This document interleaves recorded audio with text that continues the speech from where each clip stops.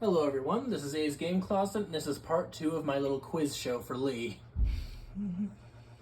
Say hi, Lee. Hi.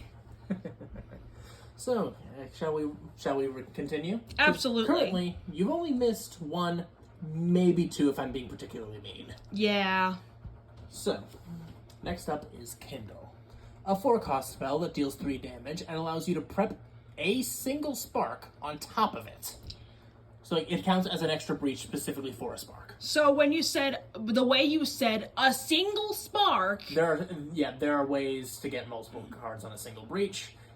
Like, there is one character, I know for a fact, that can have any number of copies of the same spell on their breach. Yeah, but the way you said, only one, it just makes it sound like it's not a good card. It sounds like it's kind of mid. Alright. Yeah, it's pretty meh. 4 damage for 3 cost, that is the standard. Yeah. But at the end of the day, it's just a spark. Yeah, it's not that much. It's a starter card. Yeah. There are better ways to use that extra spark in your hand than dealing 1 damage. You could use it as a discard for a cost, like for Jagged Lightning, or for a power card. Yeah, or like hand it off to Gex so she can blow it up. Yep. Anyway, next up is Mage's Totem. A 2-cost relic that destroys a gem or relic you've already played that turn, or blows itself up to heal Gravehold for 1. Ooh, I think that's good because I will tell you this. It's not as good as the other card that gives Gravehold a life, but it's okay because it gives Gravehold 1 life, which may be like very important. I will tell you this. This is also the cheapest card in the game. That might actually be really helpful. I'm going to say it's good. Yeah, it's pretty good. Because, well, I've said this multiple times, destroying cards is not a bad thing. And this one allows you to destroy a card as you play it. Yes. Which means you still get all of its benefits. Exactly. And then get rid of it. Exactly. Plus, emergency heal. Yep.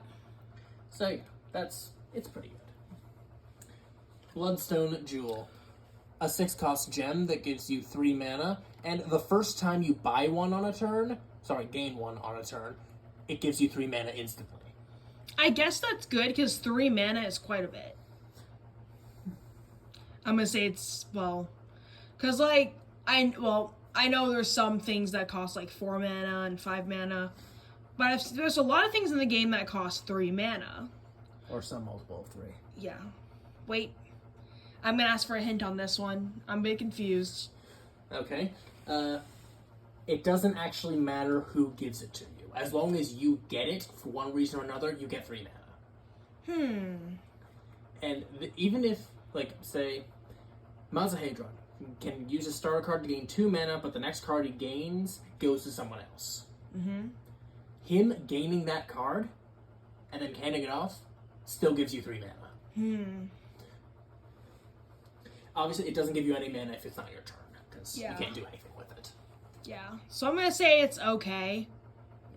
It's okay. It is also 6 cost. Oh my gosh, yeah, that's insane. Which is the highest amount of it that a gem has in this set. Yeah. The refund is nice, but it's not... You could do better, like Sora's like. Breach Ore. A 4-cost gem that gives you 2 mana, or focuses your cheapest breach. I guess that's good, because the more you focus a breach, the better. More spells equals more damage. However, can I see the card again? It's more on the expensive end. Especially because you're making 4 mana and getting only 2 in return, that's half. But focusing breaches means more damage. So I'm going to say it's mid. Yeah, it is kind of mid. But this is the main thing in its favor. Focusing a breach starts out as 2 cost, but for breach 3, it's 3 cost. For breach 4, it's 4. Yep. So it can help you save a lot of money overall. Yeah. But you just need to go in order. Yes. Frozen Magmite. You may remember this one. Another gem. 3-cost gem, gain 2 money. The next card you gain this turn goes on top of your deck. I guess that's pretty good considering that, if it's like a really good card like Jagged Lightning, it goes on the top of your deck, means you get to play it the next turn. Yep. So I'm gonna say this part's pretty good. Yeah, it's one of the better gems. Specifically because it'll let you use the cards you gained right away. Yep. There have been games when my deck has been like 25 cards. Because I barely destroy cards, I'm gonna be honest. I tend to be the utility person. So, my deck's clogged, and I got a card I want to use. Magmite's there to freeze it on top. Reduce to Ash. A 7-cost card that deals 4 damage. While prepped at the start of your casting phase, you can look at the top card of your deck and destroy it if you want. You don't have to. Or do 4 damage? It deals 4 damage on cast. Oh, but nice. But that look at the top card of your deck triggers every single turn while it's prepped. Oh, nice. So then it's like, hey, here's a spark. It's useless because you're late in the game. It's like, hey, this is a spark. It's useless. Get rid of it. It can also give you... Yeah, keep in mind, 7 cost. Ooh, so I guess... And 4 damage.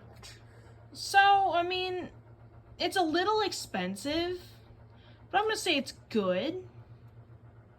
Yeah, honestly, I'd say it's kind of mid. Yeah. Just keep in mind, you could get Equilibrium instead. Yeah, good point.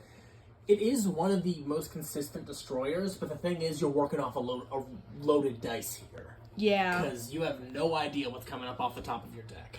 Yeah. And that information could help, like, one of your friends draw a good card for you. Exactly. But, well, at the end of your turn, you're just going to draw it anyway. Yeah. So, it's okay. Fiend Catcher. A 3-cost relic that lets you destroy any card in your hand or discard pile. Then, whether you did that or not, reveal the top card of the turn order deck. If that card is a Nemesis card, you can put it on the bottom. Ooh, that might be really helpful because it can save you a little bit of time. Like, to prep spells and deal damage before the Nemesis goes. Yeah. Just as a reminder, we played with this. Okay. I would say it kind of saved us quite a bit. Yeah, it's pretty good. In that game we played, we probably managed to use it on the Nemesis 3 times. Yep. Plus the fact that it doesn't just destroy the top card of your discard, instead anything in your discard, means you can get rid of stuff like crystals and sparks real quick. Yeah. Dread Diamond. A 3-cost gem that gives you 2 mana. You may discard a prep spell to gain an extra mana. Ooh, so that's like you buy it for 3, and then if you discard a spell, you get back 3. Yep. I'm gonna say it's pretty good. Yeah.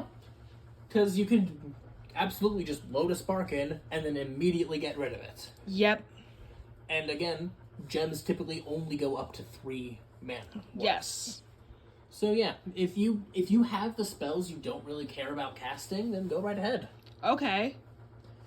I'm gonna say this will be the last one for this part. Volcanic Glass. A 3-cost gem that gives you 2 mana. If you gain this on your turn, you can spend 2 mana to give an ally another copy of this on the top of their deck. I guess it's good. There are 7 copies of this, by the way. So I guess it's kind of... Well, I mean, the good thing is that you share the wealth. You get... Literally. Yes, you share the wealth. You get mana. You give your allies mana. I'm going to say it's good. Yeah, it's... I'd say it's mid. Yeah. You just thought of it, right? It's 5 costs to do that. Yeah.